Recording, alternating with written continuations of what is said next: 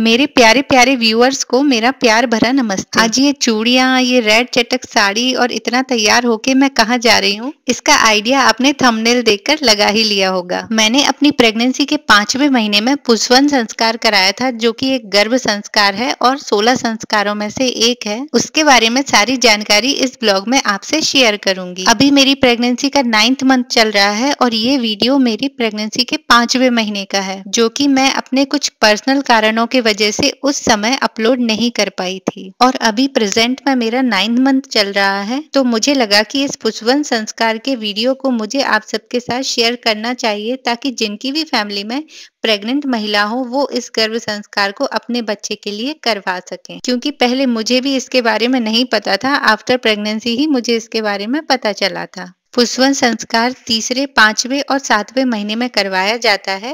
हालांकि मैंने ये सिर्फ तीसरे और 5वें महीने में ही करवाया था, 7वें महीने में नहीं कराया। इसमें कोई कंपल्शन नहीं होता कि आप तीनों बार इसे करवाओ, आप पूरी प्रेगनेंसी के दौरान एक बार भी करवा सकते हैं। यहाँ हम लोग पहुंच चुके हैं गायत्री शक्तिपीठ, जहाँ पर ये संस्कार कराया जाता है। आगे मैं आपको ये भी बताऊंगी कि इस संस्कार को कराने के लिए हमें घर से क्या क्या चीजें प्रिपेयर करके लानी होती हैं। ये सामने गायत्री माता का मंदिर है और ये यहाँ पर यज्ञशाला बनी हुई है, जहाँ पर पुंसवन संस्कार और बाकी सारे 16 संस्कार कराए जाते हैं। यहाँ सुबह 7 बजे पहुँचना होता है और सुबह कुछ हल्का फुल्का खाकर हम पूजा में आ सकते हैं। और घर से हमें खीर बनाकर लानी होती है, साथ ही 5 प्रकार के फल और मिठाई भी, जो कि पूजा में चढ़ाए जाते हैं। यहाँ पर पंडित जी मुझे गाइड कर रहे हैं कि मुझे किस तरह से कैसे कैसे क्या करना है पूजा के लिए। यहाँ उन्होंने मुझे 3 प्रकार की जड़ी बूटियां दी, जिसमें पीपल, बरगद और गिलोय का अंश था। और इसको कूटकर एक लिक्विड तैयार किया जाता है, जिसे पूजा में रखा जाता है और पूजा के बाद पिया जाता है।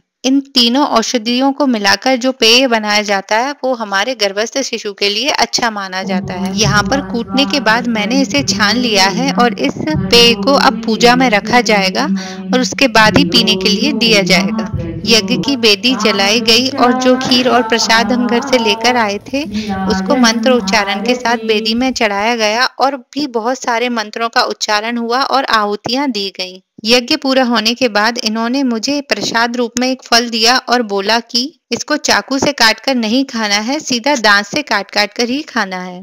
और उसके बाद मुझे एक फूल माला पहनाई और वहां उपस्थित जितने भी लोग थे सबने बहुत सारे फूल मेरे ऊपर डाल डालकर मुझे कई सारे आशीर्वाद दिए और साइड में मंत्रोच्चारण तो चल ही रहा था। अब बारी आई इस 3 औषधियों से तैयार किए गए पेय को पीने की। तो जब पूरी प्रक्रिया संपन्न हो गई तब इन्होंने मुझे पीने को दिया और साथ ही मुझे इन्होंने इन तीनों औषधियों के महत्व को भी बताया। और इसको पीते ही मुझे बढ़िया पॉजिटिव वाइब्स आ रही थी अपने अंदर। और इन औषधियों के बाद हमें खीर खानी होती है, जो कि हम घर से बनाकर लाए थे और जिसे हमने पूजा में रखा था। पूजा के दौरान पंडित जी यहाँ संकल्प कराते हैं कि आपको एक बुराई यहाँ छोड़कर जानी है और एक अच्छाई अपना कर जानी है। तो 10-15 मिनट सोचने के बाद मैंने एक बुराई को छोड़ा और एक अच्छाई को अपनाया। साथ ही पंडित जी ने बताया कि आपको डेली अपने बच्चे से बात करनी है और उससे सारी पॉजिटिव बातें करनी है। आपको कुछ इस तरह से उसे बोलना है कि बेटा आप एक बहुत अच्छी आत्मा हो और एक बहुत अच्छे परिवार में आप जन्म ले रहे हो। और आज यहाँ इस बच्चे का शिक्षा ग्रहण संस्कार भी था। पुंसवन संस्कार करवाने का मेन मोटिव यही रहता है कि संतान के जन्म से पहले ही उसमें संस्कार उदय हो जाए, जो कि उसे आगे उसके जीवन में अच्छे मूल्यों को ग्रहण करने के लिए प्रेरित करें। क्योंकि हम सब जानते हैं कि हमारा गर्भस्थ शिशु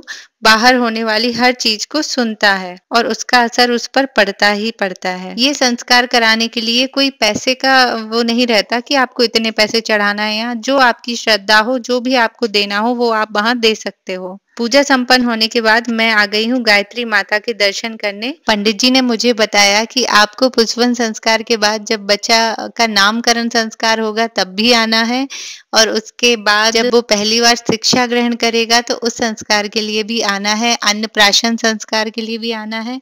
तो मैं तो अपने बच्चे के लिए सारे संस्कार करवाऊंगी और सच में बहुत अच्छा फील हो रहा था मुझे इस संस्कार के बाद। अगर आप भी प्रेग्नेंट हैं तो आप भी एक बार तीसरे या 5वें महीने में ये संस्कार ज़रूर करवाना। गायत्री मंदिर हर शहर में होता है, तो आप वहाँ जाकर कॉन्टैक्ट कर सकते हैं इनसे कि हमें क्या-क्या लेकर आना है और कब कितने बजे ये पूजा होगी, तो ये आपको बहुत अच्छे से गाइड कर देंगे इसके लिए। अगर ब्लॉग पसंद आया हो तो प्लीज़ मेरे चैनल को सब्सक्राइब कीजिएगा।